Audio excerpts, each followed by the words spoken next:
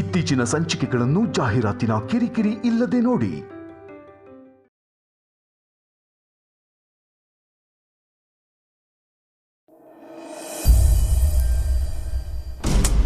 ನಿನ್ ಹತ್ರ ಫೋನಲ್ಲಿ ಮಾತಾಡ್ದಾಗ್ಲೇ ನನ್ಗೆ ಅನುಮಾನ ಬಂದಿತ್ತು, ಏನೋ ಎಡ್ವರ್ಟ್ ಮಾಡ್ಕೊಂಡಿದ್ಯಾ ಅಂತ. ಅದಕ್ಕೆ ನೇರವಾಗೆ ಬಂದಿದ್ದು. ಹೇಗಾಯ್ತು ಇದೆಲ್ಲ? ಅದು ಸತ್ಯ, ಕೈಗೆ ಪೆಟ್ಟಾಗಿತ್ತು, ಅದಕ್ಕೆ ಎಕ್ಸಾಮ್ ಬರೆಯೋಕ್ಕಾಗಲಿಲ್ಲ.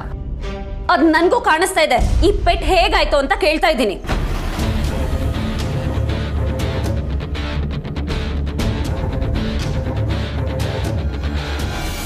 ಅದು ಏನ್ ಬೆಬ್ಬೆಬ್ಬೆ ಅದು ಇದು ಅಂತ ತಡವರಿಸ್ತಿದ್ಯಾ? ಏನಾಯ್ತು ಅಂತ ಹೇಳು.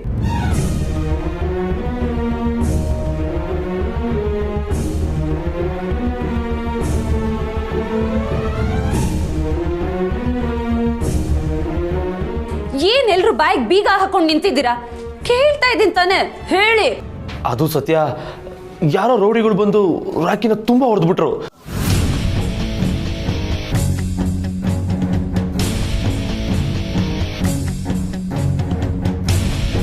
ಅವನ ಕೈ ಬೇರೆ ಮುರಿದ್ಬಿಟ್ರು, ಅದಕ್ಕೆ ಅವನಿಗೆ ಪರೀಕ್ಷೆ ಬರೆಯೋಕ್ಕಾಗಲಿಲ್ಲ.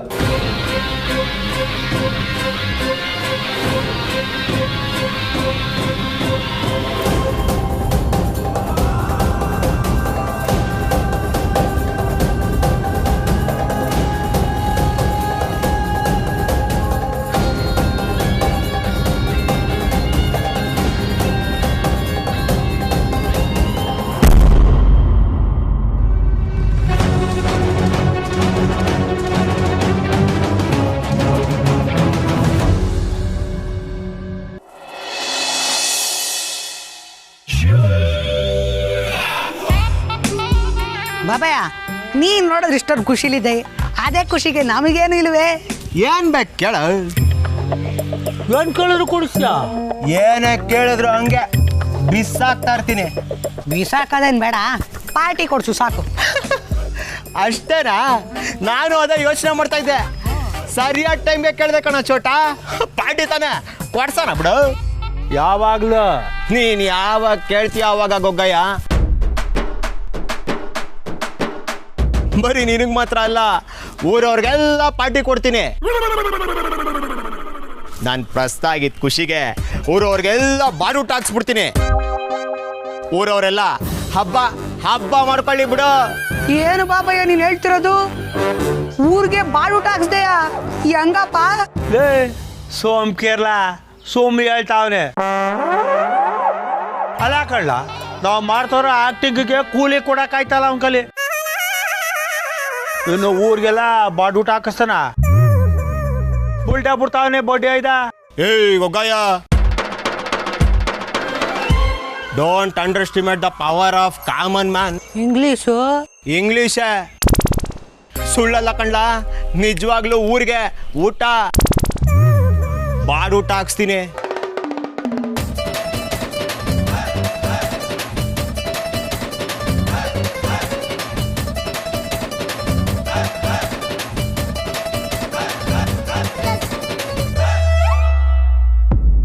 ಸತ್ಯ, ರಿಲ್ಯಾಕ್ಸ್ ರಿಲ್ಯಾಕ್ಸ್.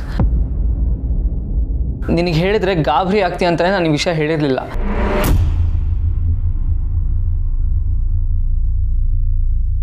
ಹೌದು ಸತ್ಯ, ಟೆನ್ಷನ್ ಮಾಡ್ಕೊಬೇಡ, ಆಗಿದಾಗೋಯ್ತು. ಐ ಆಮ್ ಸಾರಿ ಸತ್ಯ, ನಿನ್ನ ಕನಸನ್ನು ನನಸು ಮಾಡೋಕ್ಕಾಗಲಿಲ್ಲ.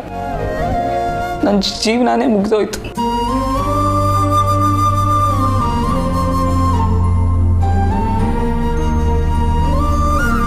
ನಾನು ಇಷ್ಟು ದಿನ ಪಟ್ಟಿದ್ದ ಶ್ರಮ ಎಲ್ಲ ವ್ಯರ್ಥ ಆಗೋಯ್ತು. ನನ್ನ ಜೀವನನೇ ಮುಗಿದೋಯ್ತು ಸತ್ಯ.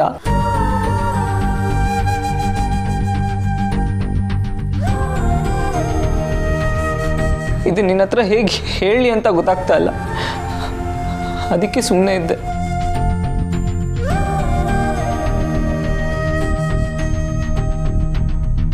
ರಾಕಿ, ಪ್ಲೀಸ್ ಸಮಾಧಾನ ಮಾಡ್ಕೋ.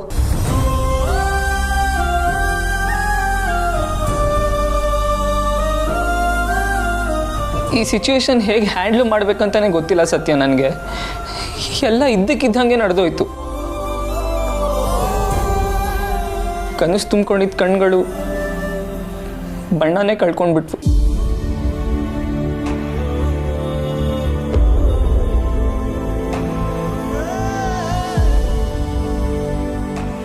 ಯಾಕೋ ಎಷ್ಟು ನಿರಾಸೆಯಿಂದ ಮಾತಾಡ್ತೀಯ? ಪರೀಕ್ಷೆನ ಇನ್ನೊಂದು ಸತಿ ಬರೆದ್ರಾಯ್ತು ಬಿಡು. ಸತ್ಯ, ನಿನಗೇನೂ ಆಗಿಲ್ವಲ್ಲ, ಅದೇ ಮುಖ್ಯ. ಅದು ಹಾಗಲ್ಲ ಸತ್ಯ. ನೀ ನನ್ನನ್ನು ಓದ್ಸಕ್ಕೆ ಎಷ್ಟೆಲ್ಲ ಕಷ್ಟಪಟ್ಟಿದ್ಯಾ.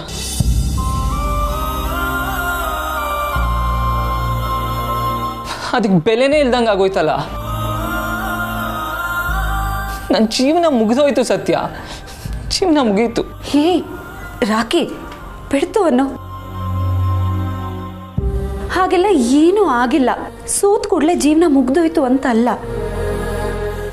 ಹೊಸದಾಗಿ ಜೀವನ ಕಟ್ಕೊಳ್ಳೋದಕ್ಕೆ ಹೊಸ ಅವಕಾಶ ಅಂತ ಅರ್ಥ. ಬೇಜಾರು ಮಾಡ್ಕೋಬೇಡ. ಕೈ ನೋಯ್ತಿದ್ಯಾ? ಡಾಕ್ಟ್ರ್ ಏನಂದ್ರು? ನೋವಿದೆ ಸತ್ಯ. ಸರಿ ಹೋಗಕ್ಕೆ ಇನ್ನೂ 4 ವಾರ ಬೇಕಂತೆ. 4 ವಾರ ತಾನೆ, ಪಟ್ಟಂತ ಮುಗ್ದೋಗುತ್ತೆ. ಆಮೇಲೆ ಮೊದಲಿನ ಥರನೇ ಓದ್ಕೊಂಡು ಮುಂದಿನ ವರ್ಷದ ಪರೀಕ್ಷೆಗೆ ತಯಾರಿ ಮಾಡ್ಕೊಂಡ್ರೆ ಆಯ್ತು. ಇಷ್ಟಕ್ಕೆಲ್ಲ ಹೆದರ್ಕೋತಾರ ರಾಕಿ?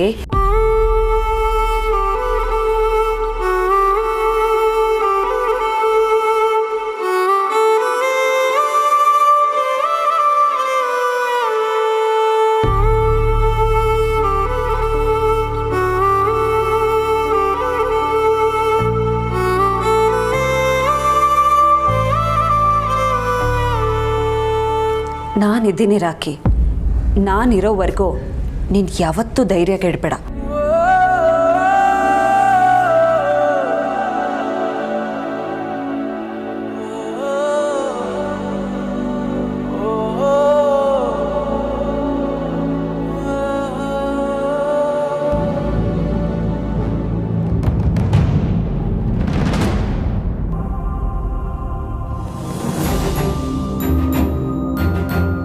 ರೀ, ಹಾಂ, ಕಾಫಿ ಅಲ್ಲಿಡು ಬಿಡ. ರೀ, ಏನು? ರೀತು ಯಾಕೋ ತುಂಬ ಸಪ್ಪಗಿರ್ತಾಳೆ. ಯಾವಾಗಲೂ ರೂಮ್ ಬಾಗ್ಲಾಕೊಂಡಿರ್ತಾಳೆ. ಎಷ್ಟೊಂದು ತಮಾಷೆಯಾಗಿ ಕಳ್ಕಳಿಯಾಗಿದ್ದು ಹುಡುಗಿ ಈಗ ಹೇಗಾಗ್ಬಿಟ್ಟಿದ್ದಾಳೆ ನೋಡಿ. ಅದು ಅವಳು ಹಾಗೆ ಮಾಡ್ಕೊಂಡಿದ್ದು ಊರ್ಮಿಳ. ನಾವು ಹೇಳಿದ್ವ ಊರ್ಮಿಳ, ಬೀದಿಲಿ ಹೋಗಿ ಪುಸ್ತಕ ಪೆನ್ನು ಮಾರು ಅಂತ. ಮಾಡಿರೋ ತಪ್ಪಿಗೆ ಪ್ರಾಶ್ಚಿತ ಅನುಭವಿಸ್ತಾ ಇದ್ದಾಳೆ ಬಿಡು. ಸ್ವಲ್ಪ ದಿನ ರೂಮಲ್ಲಿ ಇರಲಿ ಬಿಡು, ಏನೂ ಆಗಲ್ಲ. ನೀವ್ಯಾಕ್ರಿ ಇಷ್ಟೊಂದು ಕಟುವಾಗಿ ಮಾತಾಡ್ತಾ ಇದ್ದೀರಾ? ಅವಳ ನಮ್ಮ ಮಗಳು.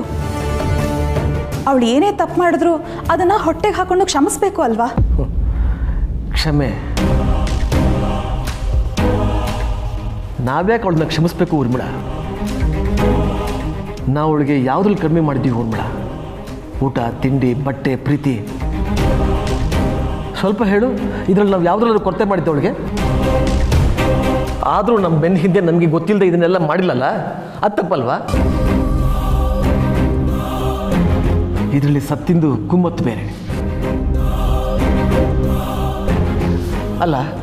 ಸತ್ಯ ನಮಗೆ ಒಂದು ಮಾತು ಹೇಳಿದಿದ್ರೆ ನಾವು ರಿತುಗೆ ಬುದ್ಧಿ ಹೇಳ್ಬೋದಿತ್ತಲ್ವಾ? ಇದು ಇಷ್ಟು ದೂರ ಬರ್ತಾ ಇರಲಿಲ್ಲ.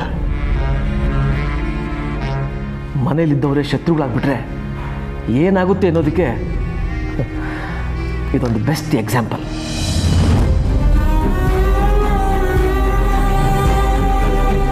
ರೀ, ಸತ್ಯ ಏನು ರೀತು ಕೆಲ್ಸಕ್ಕೆ ಹೋಗು ಅಂತ ಅಂದಿರ್ತಾಳ?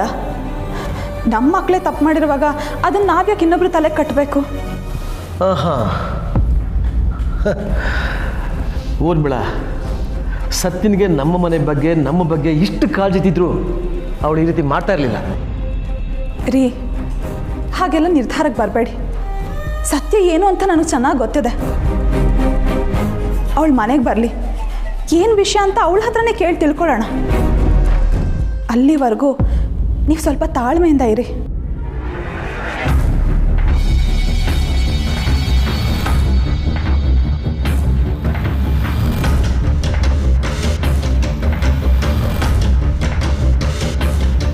ಇಷ್ಟೆಲ್ಲ ಆದಮೇಲೂ ಈ ಊರ್ಮಿಳ ಸತ್ಯನ ನಂಬ್ತಾನೇ ಇದ್ದಾಳೆ.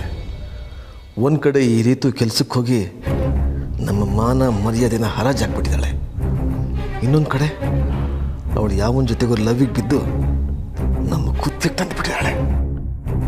ಈ ಸ್ಲಮ್ ಹುಡುಗ ಸರಿಯಾಗೇ ಬಲೆ ಬೀಸಿ ರಿತುನ ಹಿಡಿದು ಹಾಕಿದ್ದಾನೆ. ಇವತ್ತಿನ ಕಾಲದ ಹುಡುಗರಿಗೆ ಸುಲಭವಾಗಿ ಶ್ರೀಮಂತರಾಗ್ಬಿಡ್ಬೇಕು. ಕಷ್ಟಪಡೋಕ್ಕೆ ಯಾರೂ ರೆಡಿ ಇಲ್ಲ ಅಲ್ಲ. ಸತ್ಯನ ಸಪೋರ್ಟಿಂದಾನೇ ಇವಳೆಲ್ಲ ಈ ಲೆವೆಲಿಗೆ ಬಂದಿದ್ದು ಅನಿಸುತ್ತೆ. ಅವಳೇ ಅಲ್ವಾ ಟ್ಯೂಷನ್ಗೆ ಈ ಹುಡುಗನ್ನ ಇಲ್ಲಿ ಸೇರಿಸಿದ್ದು.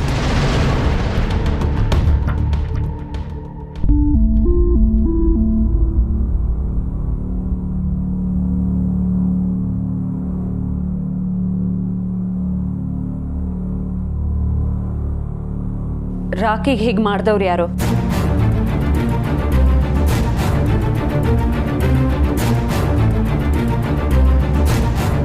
ಯಾರು ಅಂತ ಗೊತ್ತಿಲ್ಲ ಸತ್ಯ. ಗೊತ್ತಿಲ್ಲ ಅಂದ್ರೆ ನೋಡ್ಕೊಳ್ಳಿಲ್ವಾ? ನಮ್ಮ ಏರಿಯಾದವರ ಪಕ್ಕದ ಏರಿಯಾದವರ ಯಾರು? ಸತ್ಯ ಅವ್ರಂತೂ ಪಕ್ಕ ರೌಡಿಗಳೇ. ನಮ್ಮ ಏರಿಯಾದವ್ರಂತೂ ಅಲ್ವೇ ಅಲ್ಲ. ಅವ್ರು ಯಾಕೆ ನಮ್ಮ ರಾಕಿನ ಹೊಡಿತಾರೆ? ರಾಕಿ ಏನ್ ಮಾಡಿದ್ದ?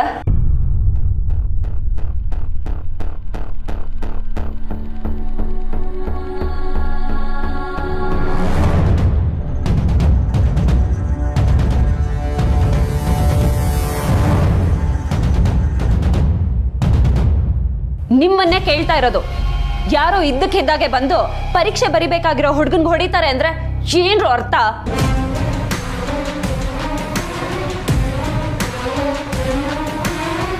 ಏನಾಯ್ತು? ಅಷ್ಟಕ್ಕೂ ರಾಕಿ ತಾನಾಯ್ತು ತನ್ನ ಪಾಡಾಯ್ತು ಅಂತ ಇರೋ ಹುಡುಗ 3 ಹೊತ್ತು ಲೈಬ್ರರಿ ಬುಕ್ಸು ಅಂತ ಇರ್ತಾನೆ. ಅವನ್ನೇ ಹುಡ್ಕೊಂಬಂದು ಹೊಡಿತಾರೆ ಅಂದ್ರೆ ಇದ್ರಲ್ಲೇನೋ ಇದೆ.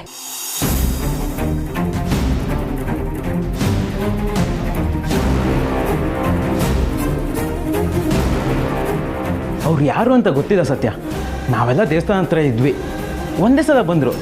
ರಾಕಿ ಹತ್ರ ಏನೋ ನೀನು IAS ಆವಕ್ಕ ಅಂತ ಕೇಳ್ತಾ ಹೊಡೆಯೋಕ್ಕೆ ಸ್ಟಾರ್ಟ್ ಮಾಡಿಬಿಟ್ರು.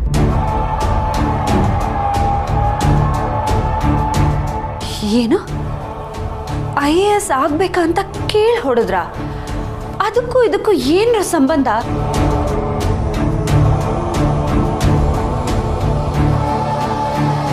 ನೀವೆಲ್ಲ ಇದ್ರಿ ತಾನೆ, ಎಲ್ಲರೂ ಸೇರ್ಕೊಂಡು 4 ತದ್ಕೋದಕ್ಕೆ ಏನ್ ನಿಮ್ಗೆ? ನಾವು ತಡಿಯಕ್ಕೆ ನೋಡಿದ್ವಿ ಸತ್ಯ. ಅವ್ರು 4-5 ಜನ ಇದ್ರು. ನಮ್ಮ ಕೈ ಬೇರೆ ಕಟ್ಟಾಕಿದ್ರು. ನಮ್ಮ ಕೈಯಿಂದ ಏನು ಮಾಡೋಕ್ಕಾಗಿಲ್ಲ ಸತ್ಯ. ಜೊತೆಲಿ ರಿತು ಬೇರೆ ಇದ್ಲಲ್ಲ.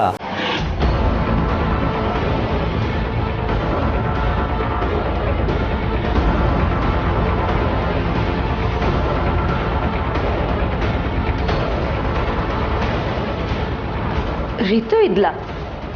ಅವಳು ಯಾಕೆ ನಿಮ್ ಜೊತೆ ಇದ್ಲು?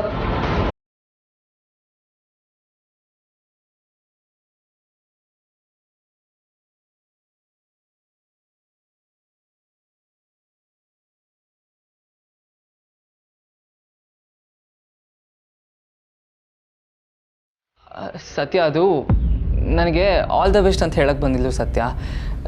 ಅವಳೇ ದೇವಸ್ಥಾನಕ್ಕೆ ಕರ್ಕೊಂಡೋಗಿದ್ದು. ಆಗಲೇ ಹೀಗೆಲ್ಲ ಆಗಿದ್ದು.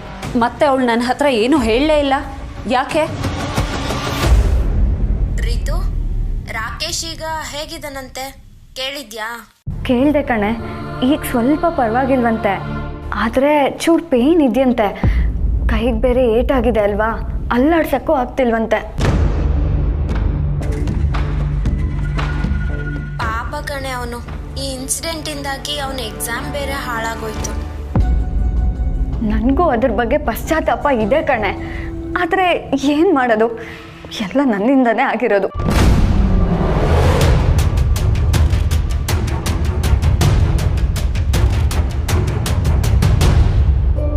ರಿತು,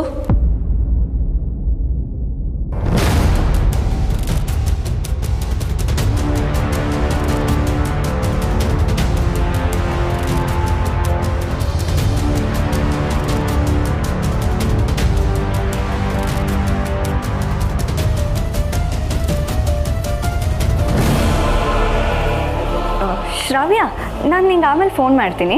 ಓಕೆ ಕಣೆ, ಬಾಯ್. ಅದಕ್ಕೆ ಬನ್ನಿ ಒಳಗೆ.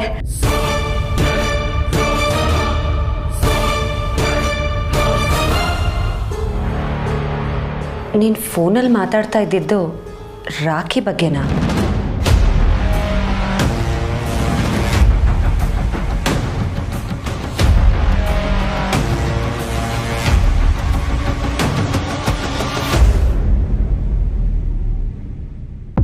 ನಿನ್ನೆ ಕೇಳ್ತಾ ಇರೋದು, ನೀನು ಮಾತಾಡ್ತಾ ಇದ್ದಿದ್ದು ರಾಕೇಶ್ ಬಗ್ಗೆನಾ? ಏನಾಗಿದೆ ರಾಕೇಶ್ಗೆ? ಅದು ನನಗೆ ಗೊತ್ತಿಲ್ಲ ಅತ್ತಿಗೆ. ನಿನಗೆಲ್ಲ ಗೊತ್ತು ಅಂತ ನನಗೆ ಗೊತ್ತು. ನಿಜ ಹೇಳು, ಯಾಕೆ ಅವನು ಎಕ್ಸಾಮ್ ಬರೀಲಿಲ್ಲ?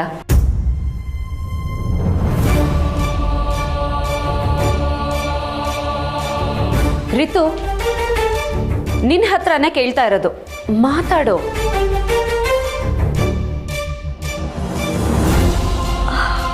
ಅದಕ್ಕೆ ಅದು ಅವನಿಗೆ ಹುಷಾರಿರಲಿಲ್ಲ ಅಲ್ವಾ, ಅದಕ್ಕೆ ಎಕ್ಸಾಮ್ ಬರೀಲಿಲ್ಲ. ಹುಷಾರಿರಲಿಲ್ಲ? ಏನಾಯಿತು? ನಿಮ್ಮ ಹತ್ರ ಏನು ಹೇಳಲಿಲ್ವಾ? ಹೇಳಲಿಲ್ಲ.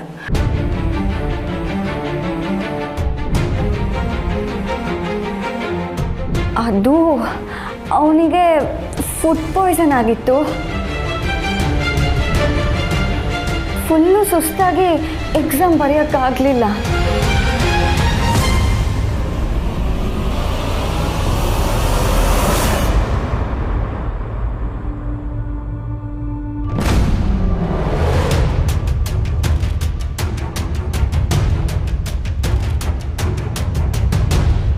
ಸರಿ. ಏನು ಸರಿ ಅದಕ್ಕೆ?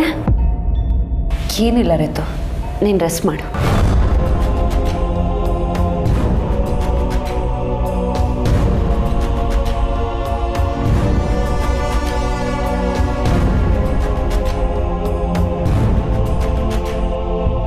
ಪಕ್ಕ ಇವರೆಲ್ಲ ಸೇರಿ ನನ್ನಿಂದ ಏನೋ ಮುಚ್ಚಿಡ್ತಾ ಇದ್ದಾರೆ.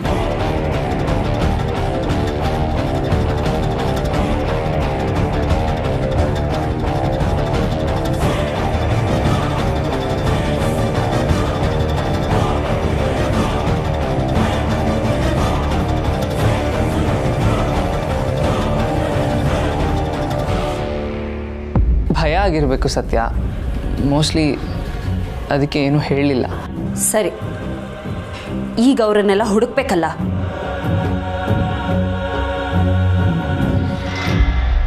ಉಪ್ಪು ತಿಂದಿದ್ದಾರೆ, ನೀರು ಕುಡಿಸ್ಲೇಬೇಕಲ್ವಾ? ಆದ್ರೆ ಅವ್ರು ಯಾರು ಅಂತಾನೆ ಗೊತ್ತಿಲ್ವಲ್ಲ ಸತ್ಯ.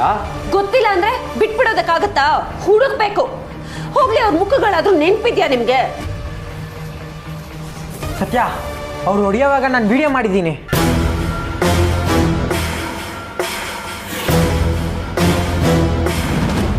ತೋರ್ಸು.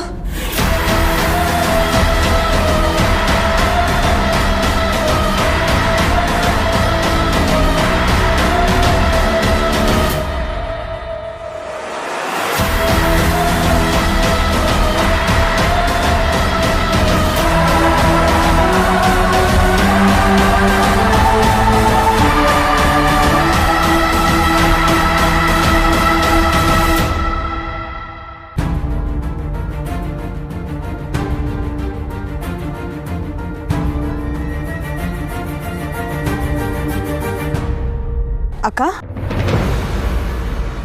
ಕಷಾಯ ಕೇಳಿದ್ಯಲ್ಲ, ತಗೋ.